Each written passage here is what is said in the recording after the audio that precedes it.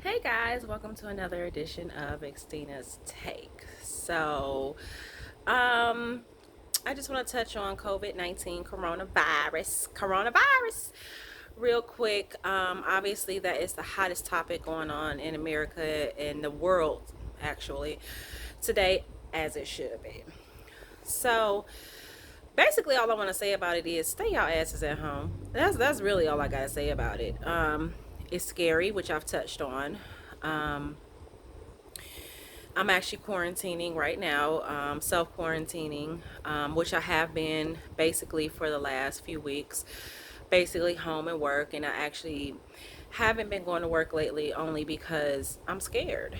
And for someone like me, who, as I've mentioned in every other video besides this one, I have asthma.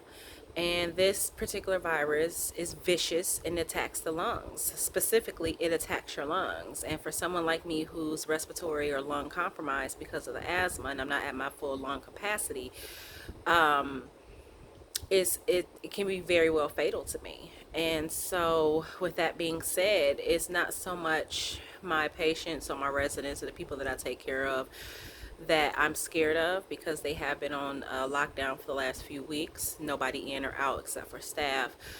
I'm more scared of my coworkers because not everybody is taking it seriously, and I don't know how serious they're taking it, if they're actually following the state lockdown rules.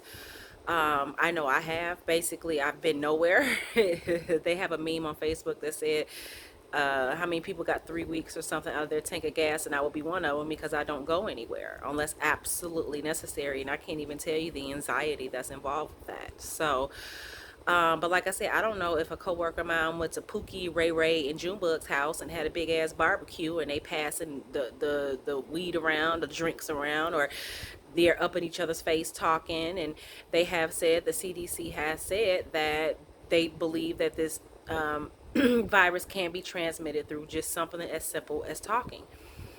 So I'm scared that somebody who's young and vibrant, may be asymptomatic, may not have symptoms of it, may not even know they have it, may not know they're a carrier of it, and they give it to someone like me, and it could be fatal for someone like me. And they're not providing masks right now because obviously there's a shortage of it, and I heard they're hoarding it in my place, but whatever.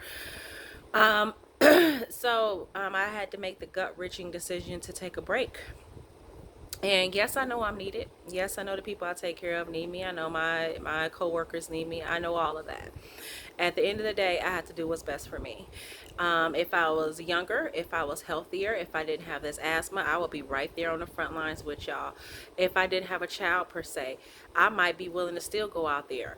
But I have a child, and I have a family, and I have a husband who wants his wife around. So I'd rather take this break now and get the backlash and the criticism and whatever else y'all got for me, and still be alive for my family.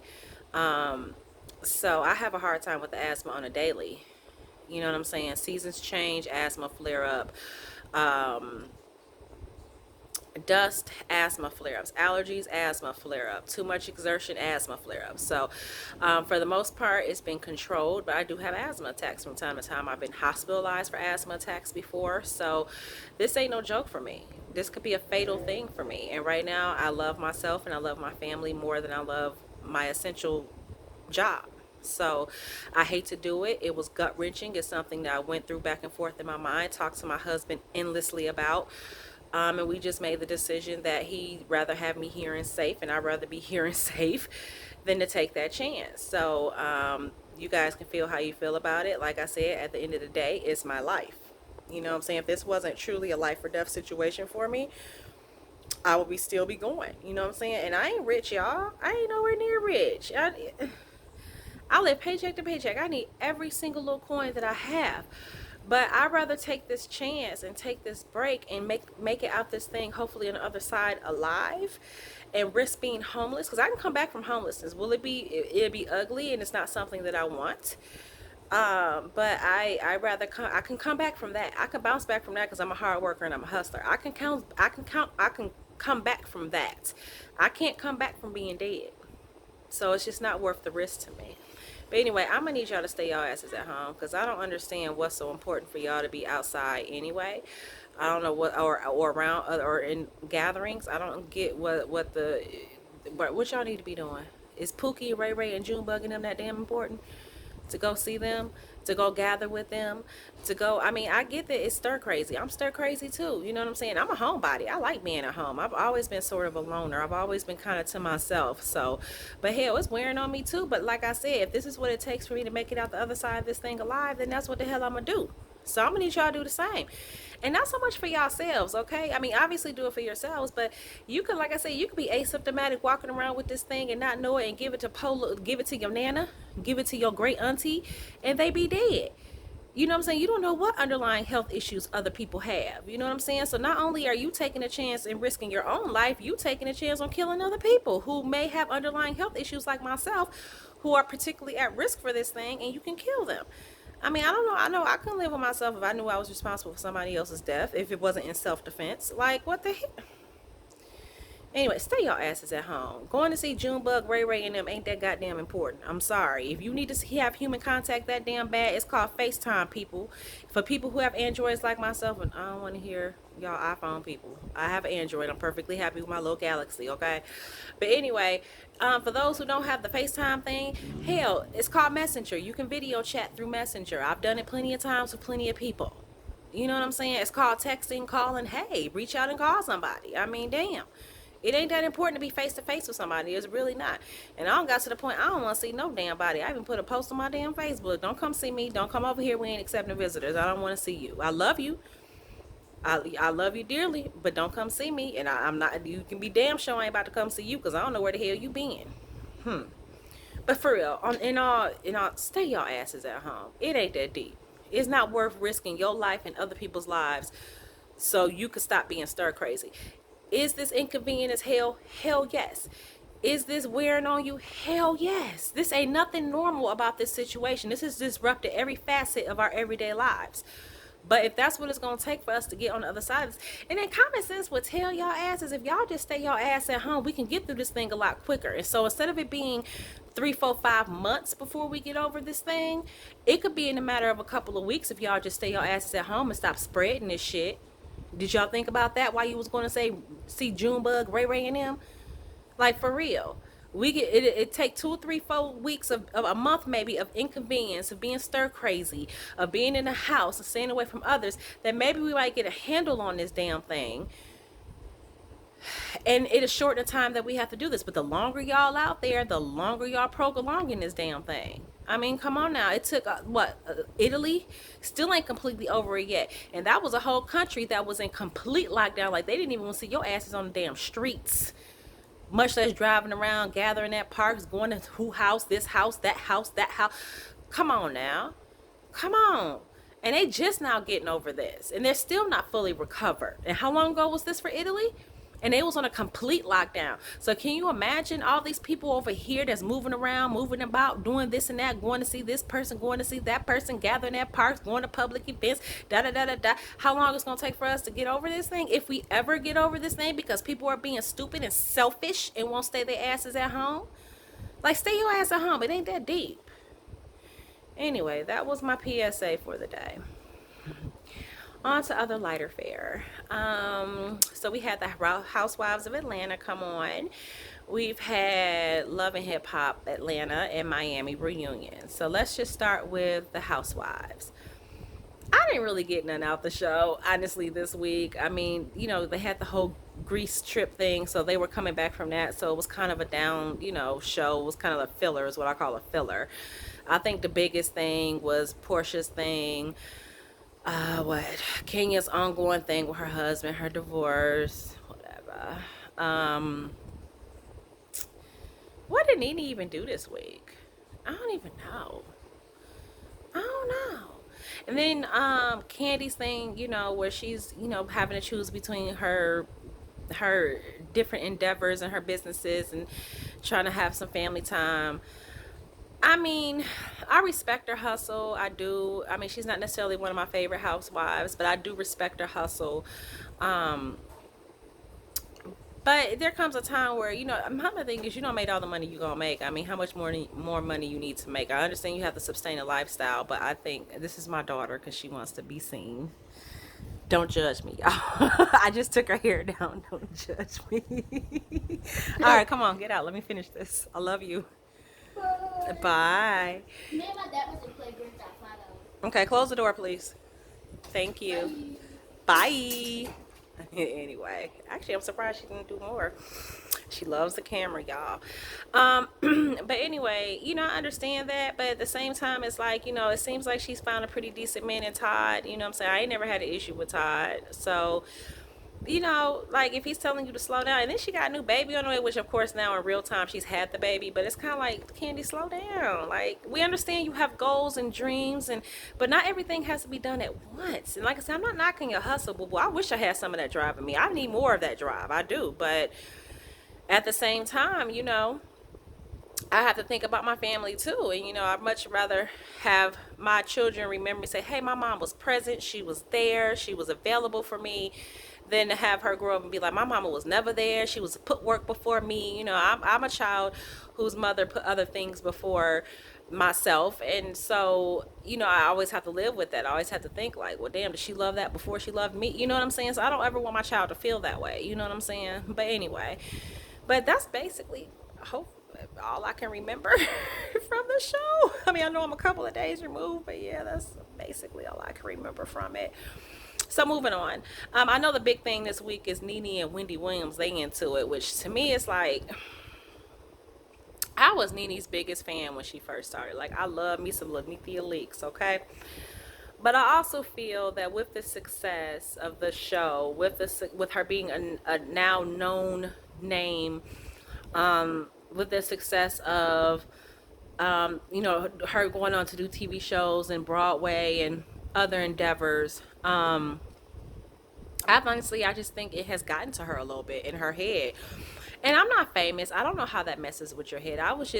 Me and my daughter just had a very lively discussion last night because we both love us some Cardi B, and don't judge me. Well, I don't care. Judge me. I don't care. Yeah, I'll let my daughter listen to some things of Cardi B. We both love Cardi. My daughter actually remembers Cardi from Love and Hip Hop or whatever. So, and I was explaining to her last night that as popular as Cardi is and as rich as she is, I was explaining to her how fame works. And I was just like, I can't imagine. And of course, we all look at that life and we be like, oh, we want that life. You know what I'm saying? But then if you really think about it, I'm like, Cardi can't do something as simple as go to a movie or go grocery shopping or, you know what I'm saying, or go shopping at a mall without having to shut the whole place down, because there's not a place. She's so famous now that there's not a place on this earth that this woman can't go and somebody won't know who she is and somebody won't recognize her. She can't enjoy those little private moments in her life without a huge to do about it. I mean, I'm sure she can go shopping at a mall. She's got to shut the store down in order to do it peacefully. You know what I'm saying? Like, you can't just be among the masses and you know what I'm saying? So I know that's got to take a toll on your mental. So I was explaining that to her. So I'm thinking in some ways, like I said, I don't know what it is to be famous, but I think in some ways that's kind of screwed with Nene a little bit and maybe skewered her perspective on things. And I ain't a huge fan of Wendy. I like Wendy. I like her hustle too. I remember her from radio. Before she even had the show, I was listening to Wendy Williams.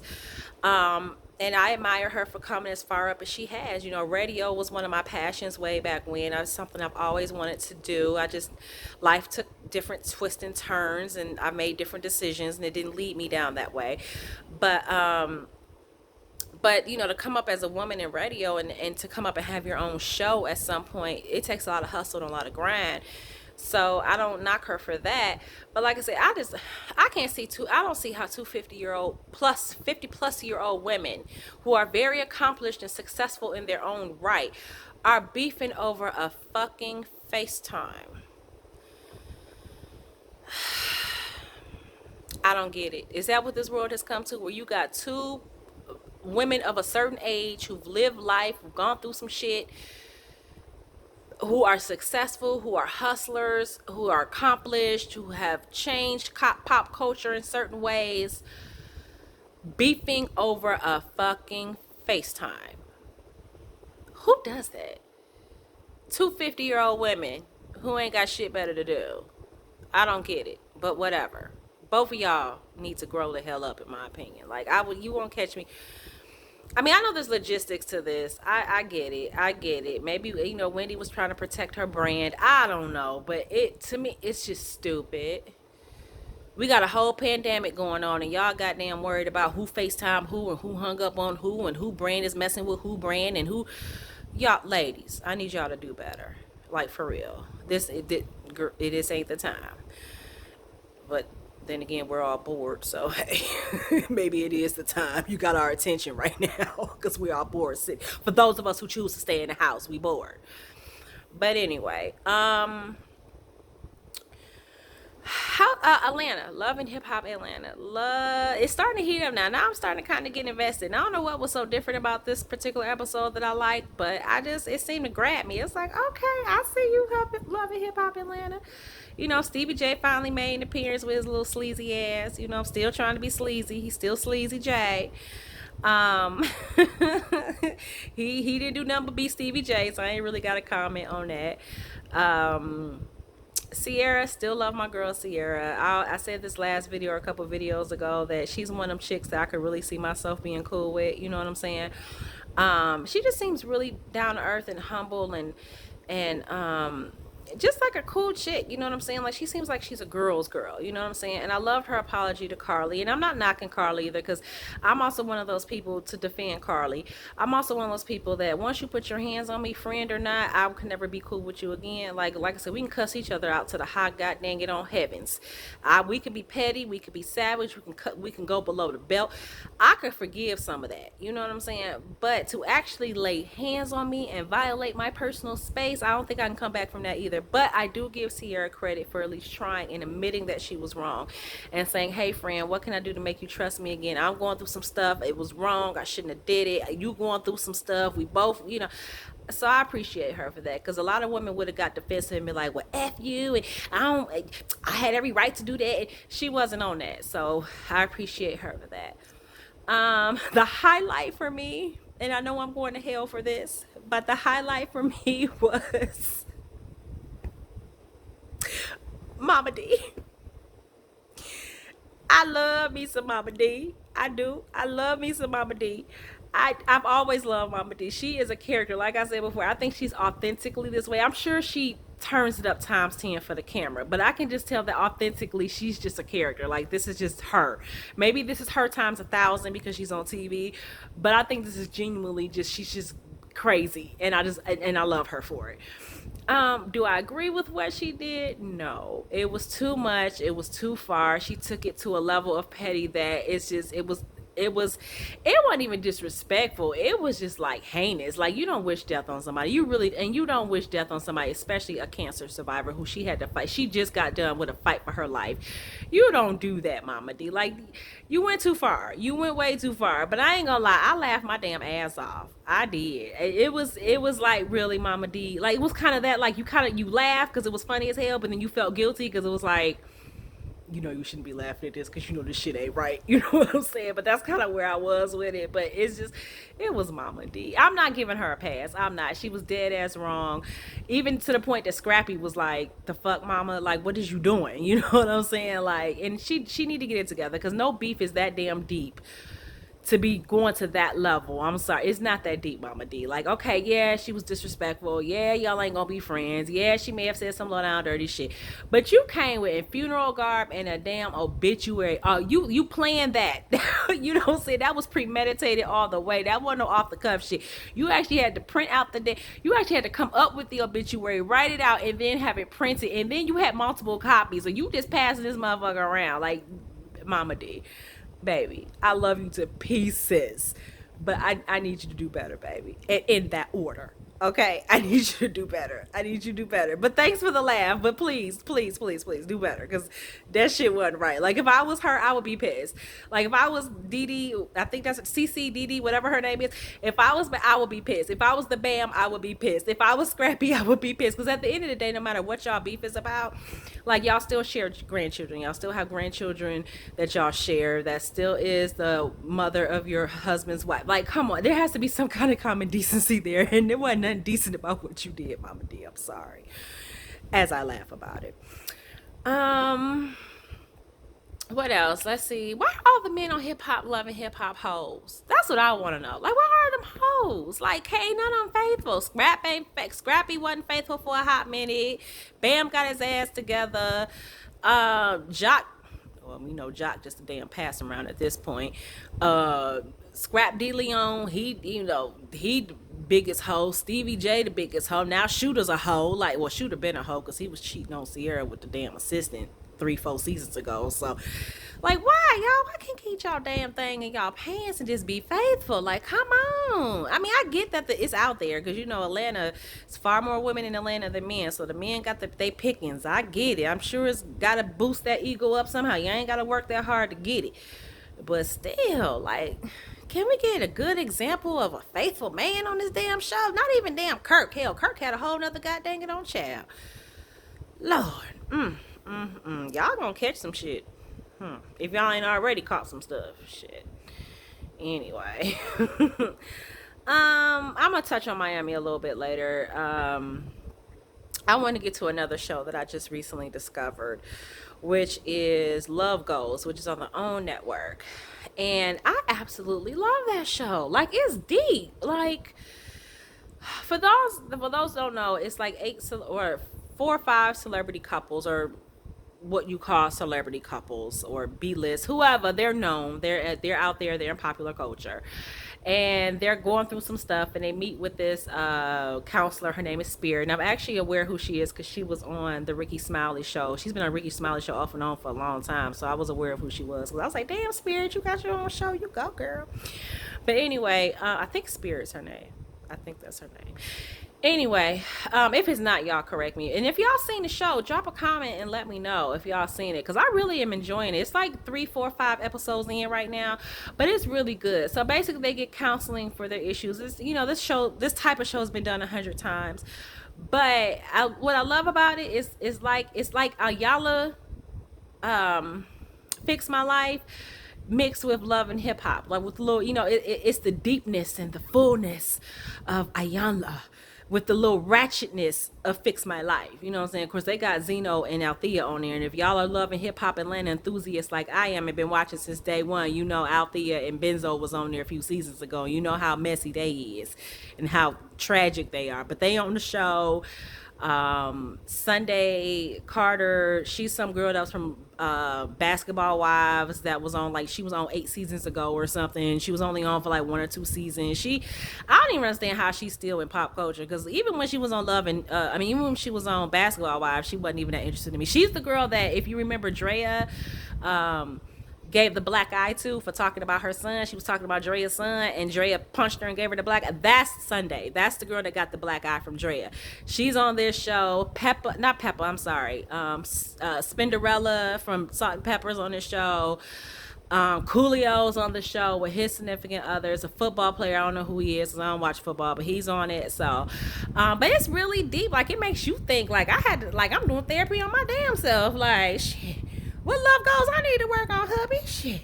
Where'd I mess up at? You know what I'm saying? Like, it make you go deep. I don't think I shed a tear or two or something, especially this last episode. This last episode went deep, honey. But if y'all get a chance, it's on OWN. It comes on Saturdays. Check it out. I love it.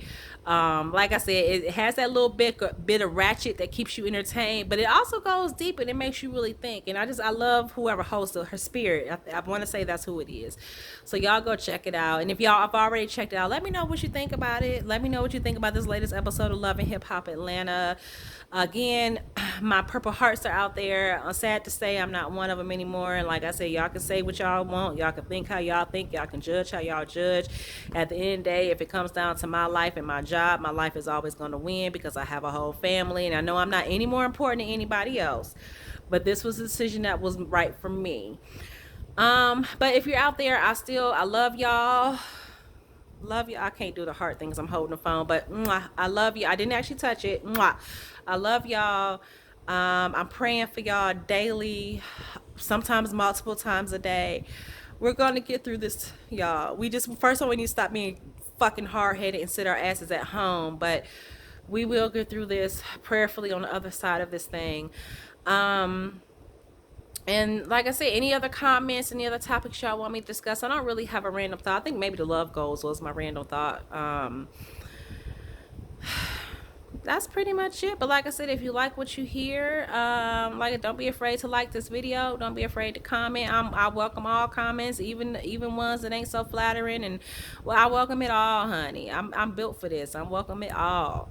Um, like I said, subscribe, like, comment, let me know what you think, and let's talk.